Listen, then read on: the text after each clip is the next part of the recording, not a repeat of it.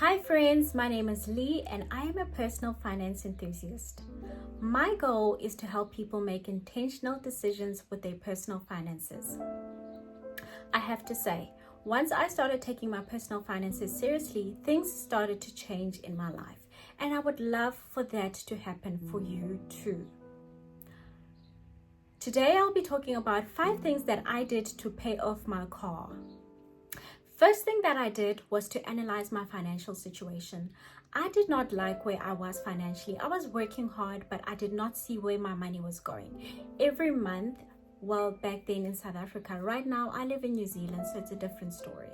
But that was a whole journey to get to where I am. I also wouldn't have made this move to another country if I didn't get my personal finances in order. But backtrack, let's go back to the car story.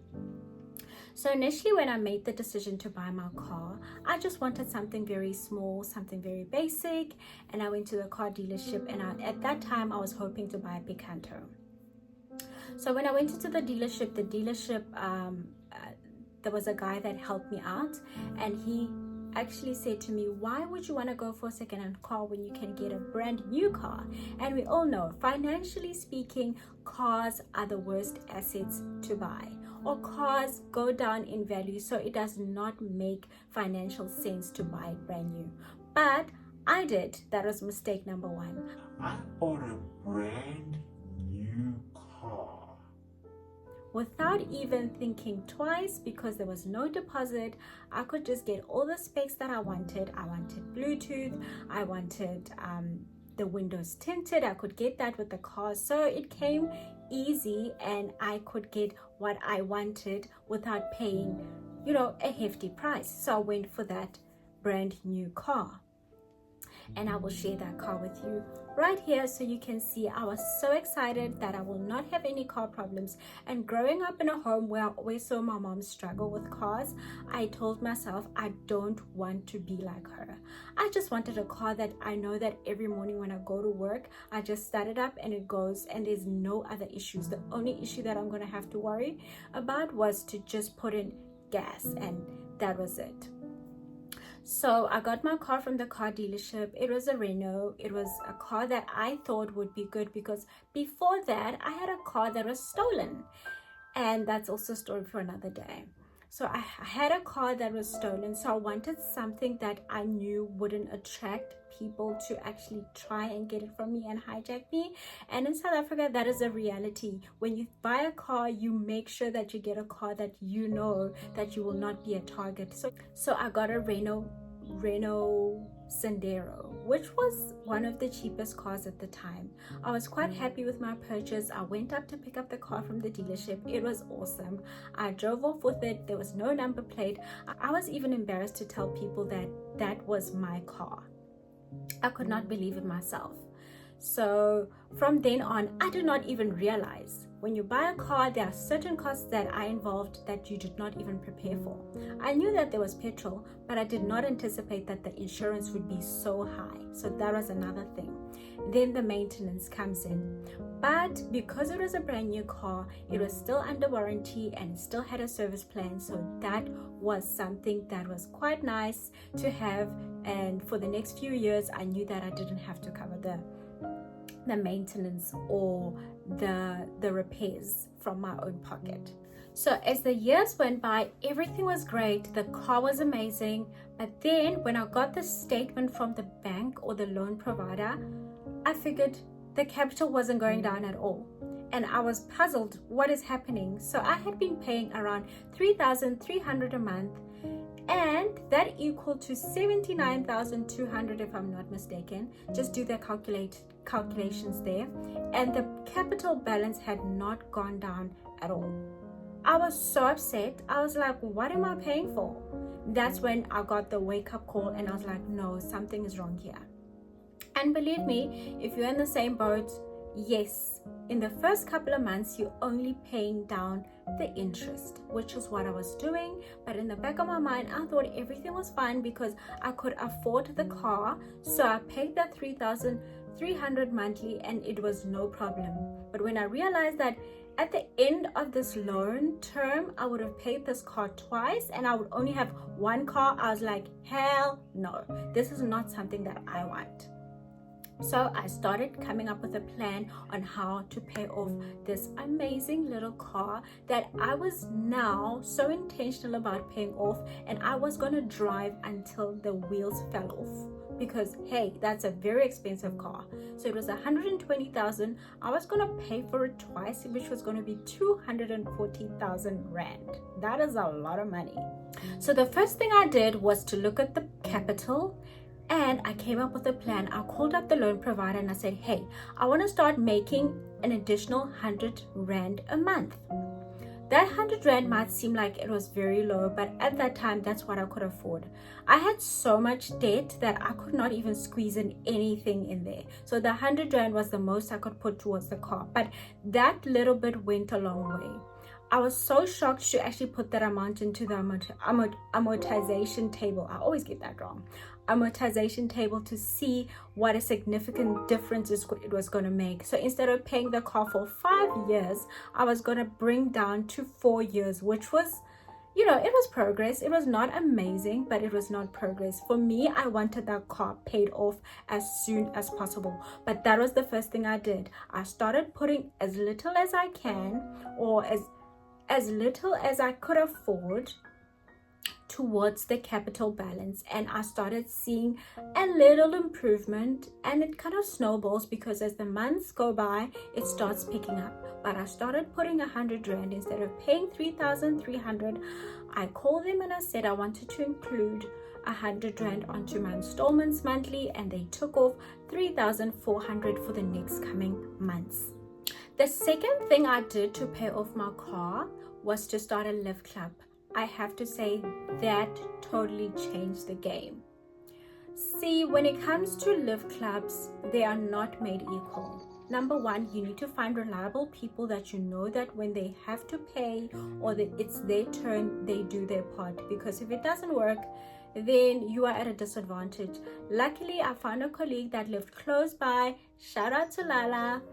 Girl, we held it down for years, and thank you so much. I will always be grateful to you for the Live Club. That was just a dream. So I formed a Live Club with a colleague that we worked at the same place. So 1 week I would drive and the other week she would drive, and it wasn't really an exchange of money or anything, but that made a huge difference to my budget, because the 1 week I did not have to pour in petrol. The 1 week I didn't have to worry about my car going through a whole wear and tear, driving up and down the city to get to work. So it was nice and safe. I would drive to her house, park my car in the morning, jump right into her car and get going to work. So I only drove my car 2 weeks in a month, which helped me with the savings. And with those savings, what did I do? Yes, I put them towards the capital of the car. The third thing that I did, which might seem small, but like I said, small things really do add up, was started washing my car at home. So I would normally on a Sunday take my car to the car wash, and I would just sit back, relax, and be on my phone while they wash it up, and I know that it's ready for the following week. I would go to a cheap car wash. Mind you, I shopped around for the lowest deal, but it would cost me 50 rand every Sunday. So what I did was I actually decided I'm gonna get a hose and start washing up my car. I already had a vacuum cleaner, so the only thing I needed was just time, put on my earphones and started jamming and get on with it and wash my own car. And with those savings, I intentionally put them towards paying off the debt, the capital amount of the car. That's what I did.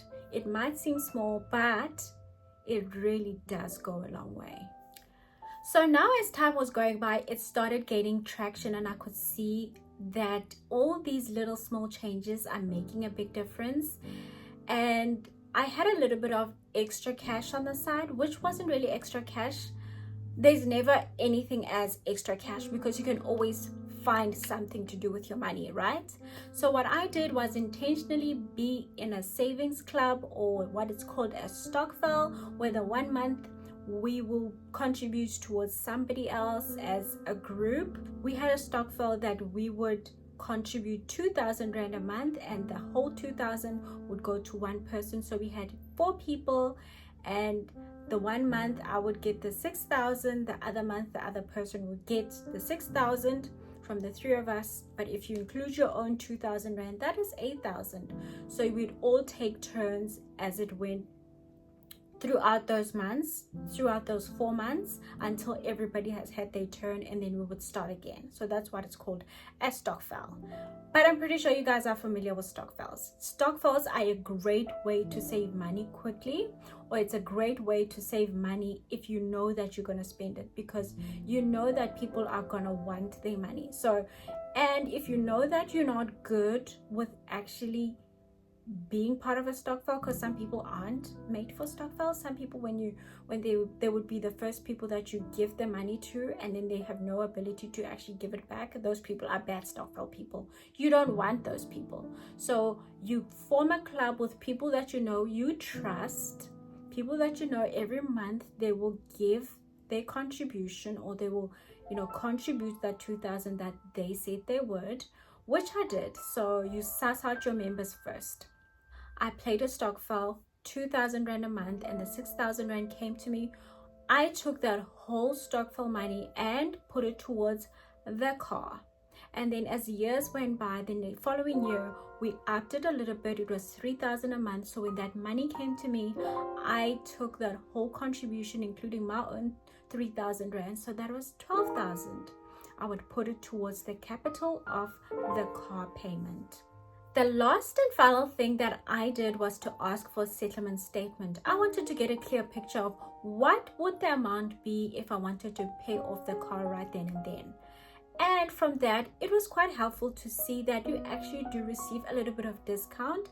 Other things fall to the wayside, like the interest that you would have paid that month. So that gave me a clear picture of where or how much the car settlement would be if I were to pay it right then and then. I think I asked for a statement when it was around 30,000 Rand left. That was after 2.5 years of really grinding hard and making intentional moves to really pay off this car. And believe me, it really worked. When I started seeing the finish line, you should have seen me. I was taking every single cent and putting it towards this car, and I could not wait not to have a car payment. So I got the settlement statement, and finally, when the stokvel came to me, I had just enough to just settle this amount forever. And I promised myself I will never ever take out a car note or a car loan ever again, because that was torture. Having that much debt on top of your head and knowing that you're driving around with this thing that could be in an accident and could be written off was just torture. To start off with, I had no idea that it was possible for a person to pay off their car while it was fairly new, or have a nice car that is paid off, until my lens were really widened when I met this lady, and her husband actually came to fetch her with the car, and she said, you know, that car that my husband is driving, actually, I don't even know how we got to that conversation, but she told me they actually bought the car cash.